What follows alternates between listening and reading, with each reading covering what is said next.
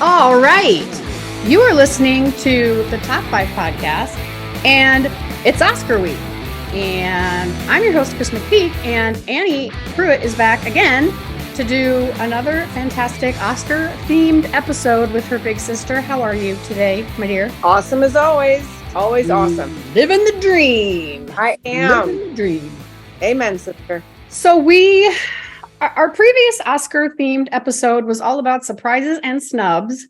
So what we're going to roll with next is, and explaining this a bit. So this is Oscar quote moments. You can't see Chris McPeak doing the big air quotes, but this would be anything that happened at the Oscars, a performance, a speech, a tribute, or maybe a bit, again, in air quotes, a quote or a joke from a host or a presenter. And yes, this was harder for me to do than I thought, but I made it through. So I went first last episode. So why don't you go first? It's fun. Okay. So Oscar moments, my number 5 is when Matt Damon and Ben Affleck won Best Original Screenplay for Good Will Hunting. I've never seen two talented people be so humble and so excited about an Oscar, about, receiving that award in front of what they, assume to be the people that were better than them, if you will. But they were so genuine and heartfelt and so deserving, because let's face it, that movie, like if you weren't bawling and if you weren't wanting to go seek out psychiatric treatment after you watch that movie, or if you just wanted to go like punch a smart guy in the face and say apples. But that was one of my favorite moments, because they were just absolutely genuine in their excitement and their surprise, and they were so deserving, and they didn't think so. And that's what makes that one of my favorite moments of all time. Matt Damon, Ben Affleck. I love that. And they were 27 and 25 years old. Yes. That blows my mind. Yeah, totally blows my mind. And I want to, I'll look it up later, who they beat. I'm pretty sure. No, wait, 1997, 1996. All right, I'll look it up later. My number 5 moment is a joke. Even though I did not think Jon Stewart was a particularly fantastic host, but I did love the bit about, he said, so this was the year, okay, so going back, Bjork wore a swan dress to the Oscars a few years earlier when she was nominated for Best Original Song for Dancer in the Dark, which I think I might have brought up on the show before, the Dancer in the Dark thing. And worst musicals of all time. That's probably what it was. So a few years after that, there was a story about Dick Cheney being on this hunting trip and shooting his hunting buddy in the face. So Jon Stewart's joke was, and Bjork will not be here tonight because Dick Cheney shot and killed her. And I think about that whole bit, and I giggle because it's so silly, and poking fun at two people that normally would have nothing to do with each other, but the writers for that show found out a way to relive that awful swan dress and the joke of our vice president shooting his hunting buddy. So that's my number 5 moment. I love that. Yeah, so funny. I do love Jon Stewart. Okay, so my number 4 favorite kind of / Oscar moment, and it was kind of / red carpet leading up to the presentation part. Yeah. But 1996, Sharon Stone wears the Gap. So yes, there was some type of catastrophic wardrobe malfunction leading up to going to the Oscars, and she kind of had one of those, fuck it. Hey. I'm gonna wear Gap mock turtleneck shirt and a skirt. So I'm just gonna go with it. And when people asked her what she was wearing, it was like, it's the Gap. It's not. It's the Gap. And I want to say she said it while she was presenting. I have to go back and watch again. But you know what? She's she was classy as hell. With it doesn't matter. I'm gorgeous no matter what. I am who I am. And it was one of those moments where it's to be you can be gorgeous and beautiful, and you don't have to be dressed with, in Versace to show it. So it was classy, it was memorable, and I kind of like, she's not at all one of my favorite actresses, but that moment made me kind of just love her a little bit. So I do like Sharon Stone a lot, and that and I don't know if it was the Oscars or the Golden Globes where she wore her husband's white button-up shirt and tucked it into I want to say it was like a lavender tulle type of skirt. Yeah. But I'm with you 100% on that. Just knowing that, you choose what is glamorous for you, and sometimes comfort and last minute planning has to trump the dress that you need to have your boobs taped in and all of those things. So good for you, Sharon. Absolutely 100% gorgeous, no matter what. Yes. Yeah. She is beautiful. She is a beautiful woman. Yes. Okay. That was your number 4, right? Yes. Okay. Yep. So my number 4 echoes your number 5, only I'm going to cover both Good Will Hunting speeches because I could not choose between one or the other. So of course, Matt and Ben, I told Matt that if losing would really suck, but winning would be really scary. And this is really scary, is just adorable. And as they go through the speech and they start yelling, and Matt is just echoing everything Ben is saying, but then Ben's voice starts to crack, and it just, I am with you 1,000% on that moment. But then whenever it was that Robin Williams won for Best Supporting Actor, everything about that speech is amazing. From him starting with says the one moment in my life where I'm speechless, and thanking his dad, and the thing about make sure, if you're going to be an actor, make sure you have a backup plan like welding. And Matt and Ben, I still want to see some ID and all of that. He was very, you talk about humble and grateful and all of those things. But then I honestly think my favorite part is when he's finished and Billy Crystal makes his way over to him, because those two go way back with Whoopi Goldberg, comic relief. They're best of friends, and Billy Crystal, embraces his friend because he was hosting that night too. Embraces his friend, and then he makes his way off the stage with his funny walk, holding the Oscar. But I just those two speeches just are really still very memorable to me, and I will watch them. Like if I'm on a Oscar speech kick, which I probably do every quarter, I always watch those two because they make me really happy. Oh yes, you're gonna make me cry. Sorry. I'll get to it later because it's gonna come up later. So I will give you 3. My number 3, because I love this woman. I love everything about her. Lawrence, and recovering like a pro. Yes. So she's like the one person that she could have worn blue jeans up there, because she's not a big gown person. She's like the girl that you go hang out and eat pizza and drink beer and play pool with, right? Yeah. So that she's all dressed to the nines and falls, that's just her, right? She's like, and she owned it. She's like, yeah, I totally fell. It is what it is. And she gets and receives her award. I really kind of love her, everything about her. And if you if you get on a YouTube kick and watch like women calling out like sexist, she's one of those that like calls out like stupid interview questions. But then also the night that she won that award, backstage, she meets Jack Nicholson and is like absolutely like starstruck with Jack Nicholson, because he comes up to her and says, I loved your performance. And she's like, oh my God, it's Jack Nicholson. Cutest moments. So not only did I love her falling and like totally owning it, but also everything else having to do with all of her actions that night, but just her as a person. So that's my number 3. I really love Jennifer Lawrence. Total girl crush on her. I love every movie she's been in. I fucking love her. So that's my number 3. I could not agree more. I love her too. Loved her in Winter's Bone before anybody knew who she was. Ooh. Katniss Aberdeen, of course, the Hunger Games trilogy, and an American Hustle, which she did with Christian Bale and Bradley Cooper and Amy Adams. Like, please, when is Amy Adams going to get an Oscar as well? Let's not. Bradley Cooper, for that matter, as well. Yeah. Bradley Cooper's name was going to make my list of snubs, but I forgot and I left it off. Yeah. Okay. So where was I? Oh, go ahead.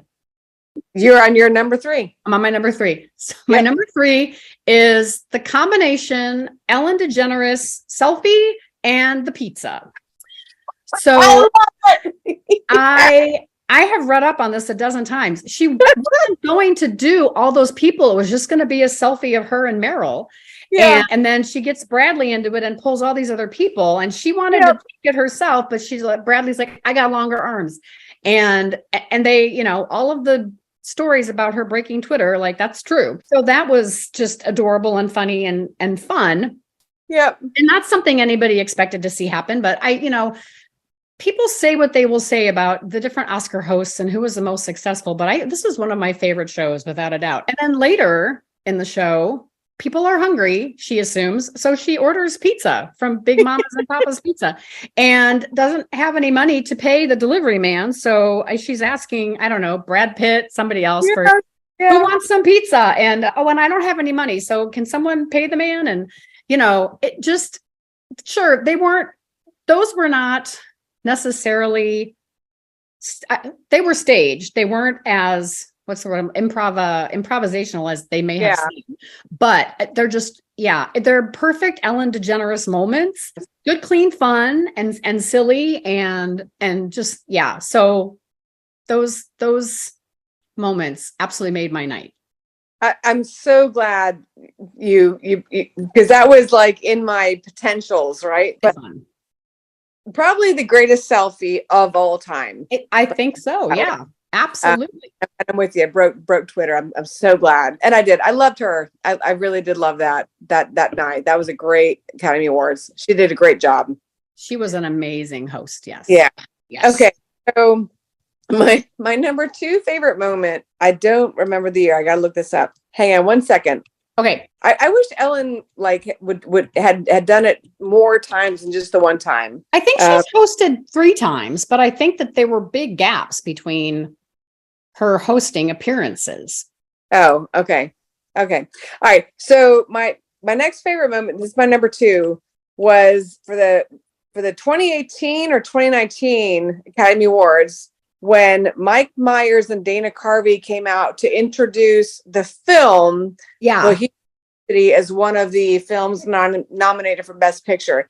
So not only do you have Wayne and Garth out there nominating this movie, but also kind of like you're thinking also about like Mike Myers' little part in the film where he's like Bohemian Rhapsody. Oh, yeah. Nobody will ever play that. Right. Cars and bang their heads to this song, but the fact that they also see all of the like living members of Queen with Brian May in the crowd, and We're Not Worthy, and just the fact that those 2 characters were the 2 people, they were the only 2 people that could introduce that film being nominated for Best Picture. That gave it such like it made everybody in the film or everybody in the theater, everybody watching, like go back to that place when the first time that they heard that song, even, and just, I don't know, just the love of music and love of the band Queen, it wrapped it all up. And that's what, like that moment, I just like, it's one of those moments I shouted at the screen, like, oh my God, I love you so much, So that's my number 2. I will always forever love Mike Myers and Dana Carvey for what they did for Bohemian Rhapsody. Yeah. Well, and it didn't make my honorable mention list, but I did while I was doing research. I happened on the opening performance of the Oscars that night with Adam Lambert and Queen, and the shots of the audience and how into it they are, like Javier Bardem and Penelope Cruz are rocking out. And I mean, that was quite something. Yes. Adam Lambert's not Freddie Mercury, but if Queen's going to go out on the road, they could do a lot worse. I love Adam Lambert. I'm sorry. I do too. He is hot and he is lovely and he is beautiful and he is talented. Yes. Fucking love him. Yes. I could not agree more. Okay. I'm at number 2, right? Yes. Okay. So my number 2 was the moment and the speech when Leonardo DiCaprio finally won Best Actor for The Revenant in, I guess it was for 2015. He won in 2016. And, he'd been, knocking him down all award season. And, some people will criticize when actors or actresses use their award stage as a platform for what could be their politics. But I thought he wrapped it into what that movie was about, taking care of our earth. And he was honest, humble. He was not preachy. He was very straightforward. And you could tell, like, this is my passion. This is something that's really important to me. And he closed it all up with, kind of, I think it's let's not take the planet for granted, and rest assured, I do not take this moment for granted. And floodgates open. Okay. Like, Leo, I'll love you forever. And that was just, I respect him so much as a performer, as a human being. Yeah. And that he has used his celebrity for good. Yeah. He's the very reason that movie, what's the name of the movie now? The cow movie. Oh my God.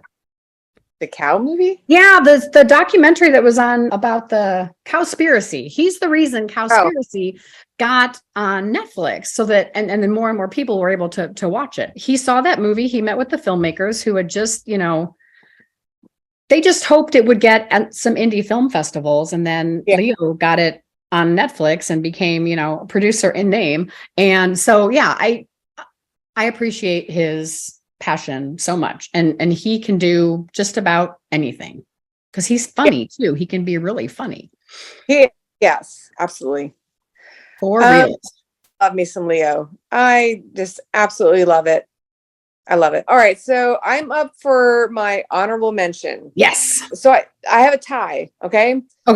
Because one of them is very simply Alfred Hitchcock's acceptance speech of "Thank you."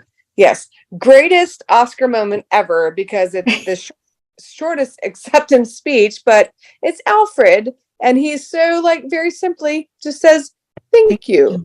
So very, I don't know, just dignified. And then the tie for that is Louise Fletcher winning, and so how, like, she basically thanks everyone, like, "I loved being hated by you," right?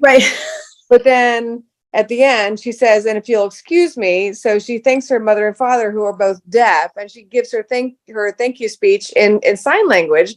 It was absolutely beautiful because it's heartfelt. And like literally, that was a gut-wrenching performance. She totally earned that Academy Award. So not only was she like, "Thank you for hating me," but also, like, this doing half of the last half of it in sign language to her parents. It was beautiful. It should be in my top 5 as favorite moments, but that's my HM. There you go. Oh, that's good. I love it. So mine is a bit that actually is not on the Oscars, my honorable mention. Okay. But it's about the Oscars, and it does feature our good friends Wayne and Garth. So I'm talking about the skit on Wayne's World from Saturday Night Live. And this was the year of Goodfellas and Dancing with Wolves.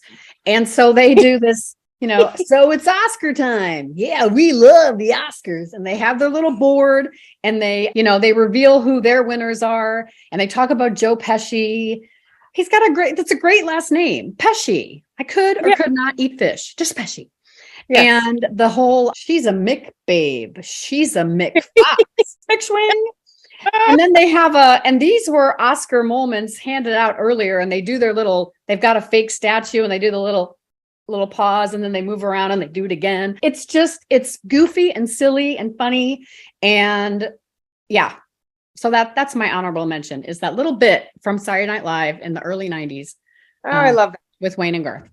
I loved Wayne and Garth. I do really too. They're my favorite. So my favorite Oscar moment is kind of like it's an all-encompassing thing. Is I wrote down literally every Billy Crystal opening performance. Nice. Every time he hosts Oscars. So he was the greatest host, and I'm not dissing Johnny Carson. I love Johnny Carson, but Billy Crystal, every time he did the opening number with where he did his musical like bit, right? Yeah. But everything about Billy Crystal related to the Oscars, from the one-handed push-up or from, Jack Palance, their moments, to him coming out as Hannibal Lecter, just he did, was humble and entertaining and fun and apolitical.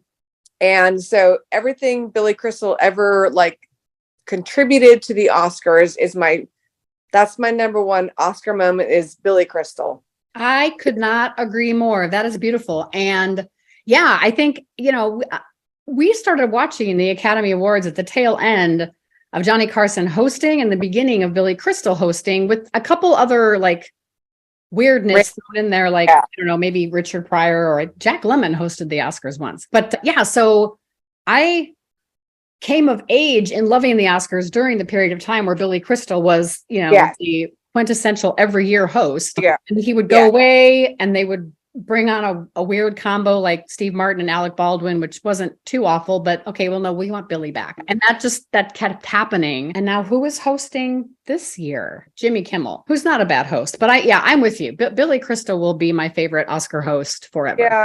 I'm sorry. I can't stand Jimmy Kimmel. We'll talk about that later. Okay. We can talk about that later. Yeah. Speaking of later, yes, my number one Oscar moment of all time, Madonna performing Sooner or Later at the Academy Awards in 1991.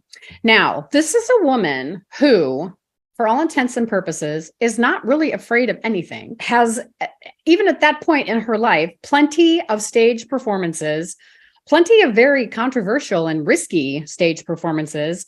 And she comes out on that stage and she is trembling. You can see her hand with the microphone. She is trembling. She gets her bearings and just kills it. Sooner or Later, a Stephen Sondheim song, probably my second favorite song on that album. And her date was Michael Jackson. Like, she could do no wrong that night. It was really amazing. And the other thing I liked about that evening, because I want to say that, that was a different year.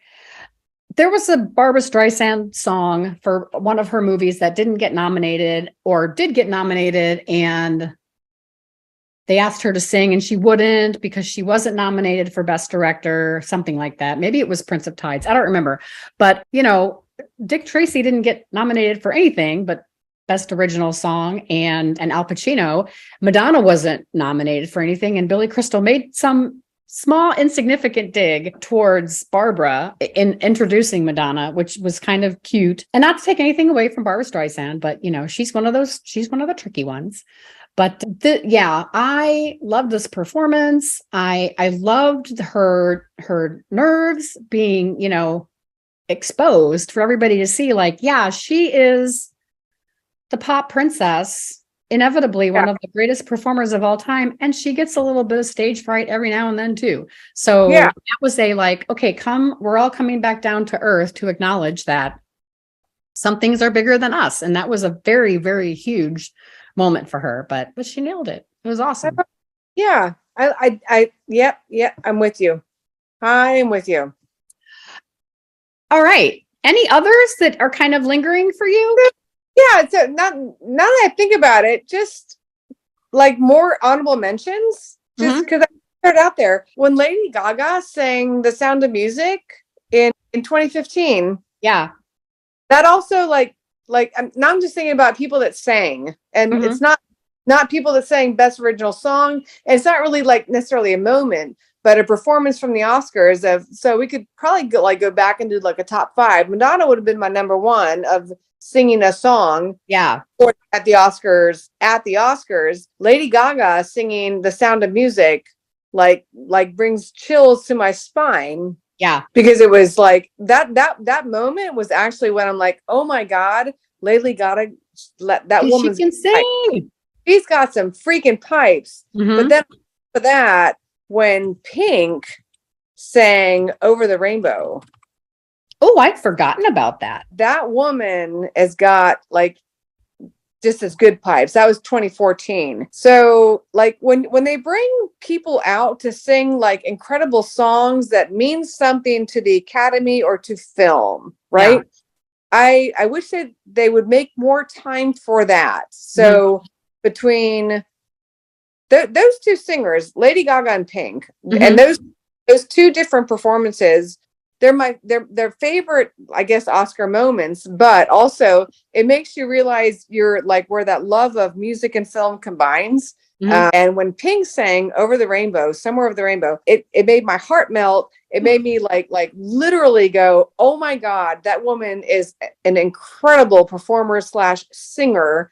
And just they both were like the classiest women on the planet at that moment. Yeah, totally. So, yeah. Well, I love I love the meme or whatever you want to call it that they did with Lady Gaga and Madonna. It was right around the time that Madonna had an accident. She fell off the stage or tripped on the stage. And so some clever person did a meme with when Lady Gaga like brings her arm out during a dramatic part of the song, and they cut that to Madonna falling off the stage. So it looks like Lady Gaga's going off the stage, bitch. It's really hilarious. But oh, I love it. Yeah, I'm with you. I remember that moment. I remember her performance of the song with the Hunting Ground, I think was the movie, but it was a documentary about sexual assault. And she performed that song and then brought all those survivors on stage and they all held hands, and that was really powerful. Yeah. And I was trying to find other people who have performed in memoriam at the Academy Awards, and I had forgotten about Dave Grohl performing Blackbird. Oh God. That's one of my very favorite Beatles songs. Only because, and yes, the Beatles have performed it and recorded it, but I loved Carly Smithson from American Idol. I loved her version, and I loved the version from Across the Universe, which we've also talked about on the show. Yeah. So yeah, there have just been so many really, and lots of performances that were meaningful. I was going to put the Bradley Cooper, Lady Gaga, Shallow on this list as well, because everything about that movie is so magical, other than it being really gut-wrenching. And I can't bring myself to watch it in its entirety again, but boy, Bradley Cooper can sing. Who thought? And that song, just everything about that song, the way it's introduced in the movie, the performance, the two of them, and then the two of them at the Oscars singing together, starting with her at the piano and him over here and him ending up at the piano bench with her. And it's like, oh no, you guys are in love. I don't know if they ever were, but could have fooled me because it was special. Well, and even like in 2020, Billie Eilish, which I'm not a fan of her, but her singing Yesterday, again, going back to like Beatles songs, got me, was incredible. Mm-hmm. Like she absolutely, and like, every time like another image of somebody that passed that year in memoriam, it breaks your heart. What is it about Beatles songs that break our heart? So true. So I can keep going about this all night. Yeah, I think someone did in my life in memoriam at the Oscars too. I'm pulling up Eddie Vedder did the in memoriam in 2018, and he did a Tom Petty song. So many. I'm going to totally go down the rabbit hole with these. Okay. Well, let's recap. Did we recap? No, we're going to recap now. Recap. Yeah. So my honorable mention was Alfred Hitchcock / Louise Fletcher acceptance speeches. 5, Matt Damon, Ben Affleck. Number 4, Sharon Stone, Rocking the Gap. Number 3, Jennifer Lawrence, Falling and Recovering Like a Pro.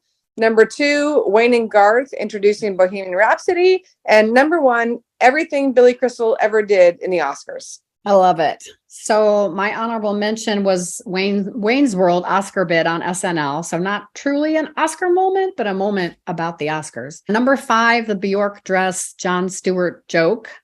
Number 4, 2 sets of Good Will Hunting acceptance speeches by Matt and Ben and Robin. Number 3, Ellen DeGeneres, Selfie and Pizza. Number 2, Leonardo DiCaprio wins Best Actor for The Revenant. And number 1, Madonna performing Sooner or Later and killing it. I love it. So that's our show for right now. And we've got another Oscar themed show coming up this week. So for now, I'm Chris. She's Annie. You've been listening to the Top 5 podcast, and we'll catch you at the next episode. Adios. Adios.